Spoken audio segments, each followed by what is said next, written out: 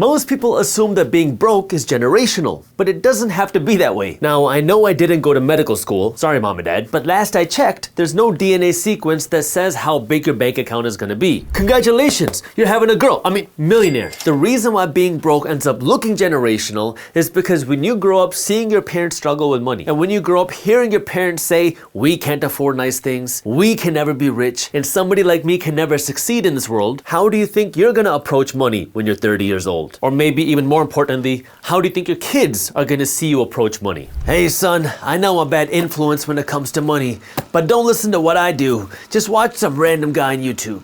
For most people, you're gonna end up passing that same financial miseducation to your kids. They're gonna see you struggle with money. They're gonna see you say that you can't become successful. They're gonna hear you say that you can't become rich. They're gonna hear you say that you can't afford nice things.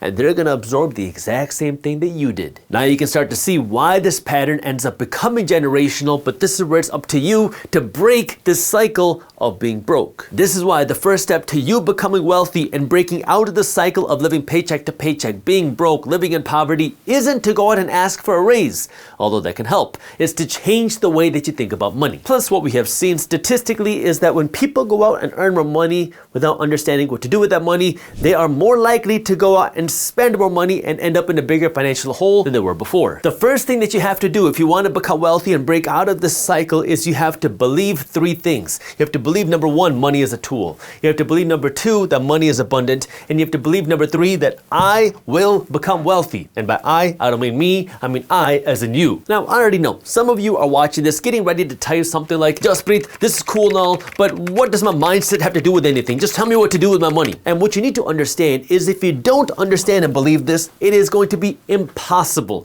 for you to become wealthy. You can learn everything about investing. You can learn everything about financial education. You can learn everything about how to use your money smartly. But if you don't believe this, it is going to be impossible for you to become wealthy. So let's start by talking about how money is a tool. The reason why you have to understand this is because there's a lot of emotion around this topic of money, that money's bad, money's taboo, money's evil, money is this negative and bad thing. But you gotta understand, money is a tool. Is a hammer good or bad? Well, a hammer is just a hammer. Money is just a tool. It's not good, it's not bad, it is just a tool. It amplifies who you are. If you wanted to nail a nail into a piece of wood, a hammer will help you with that. Money is a tool that will help you eat. Money is a tool that will help you pay your rent. Money is a tool that will help you buy investments. Money is a tool that will help you buy vacations. Money is a tool that amplifies who you are. It doesn't make you a good person. It doesn't make you a bad person.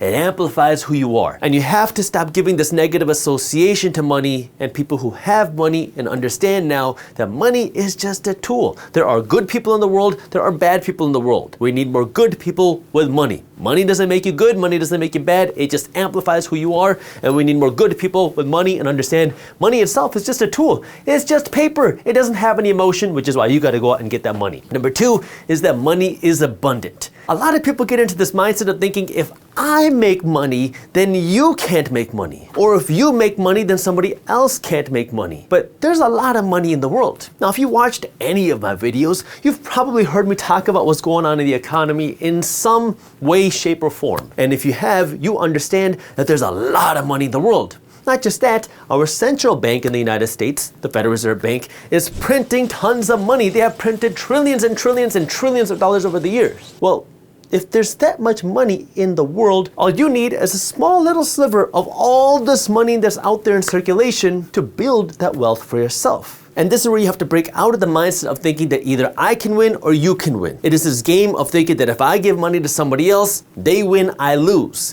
When what you need to be thinking about is, if I give somebody else money, what value do I get in return? If I give you $100, can I get $200 worth of value back? And once you start thinking like this, when you think in terms of value as opposed to price, it is going to allow you to actually invest in yourself and find more opportunities in the world, because when you live in the scarcity mindset that there's only a limited amount of money in the world, that I can't actually go out and attract more money, that I can't actually get more money, you're gonna hold on to your money very tight and you're never gonna be able to see those opportunities around you. And number three is you gotta believe that you're gonna become wealthy. Because if you don't believe that you can become wealthy, it's gonna be impossible for you to actually do so. If you believe that somebody like you, somebody that looks like you, somebody that grew up in your background, somebody that grew up the way you did, can't become wealthy, well, you can learn on the financial education, but when it comes time to actually take an action, you're going to sabotage yourself because in the back of your mind, you don't believe that you can become wealthy. And if you don't believe that you can become wealthy, you're going to take actions that will prove that you don't believe that you can become wealthy, which is why you have to start changing the way that you think. Now, if this is something that you're struggling with, go out, watch YouTube videos on personal development. Go out and listen to podcasts on self-development. Go out and read books on personal development and self-development and invest in this first, because you have to change the way that you think. And if you have this broke way of thinking, if you have this scarcity way of thinking, if you have this negative self-sabotage way of thinking, it is going to be impossible for you to succeed.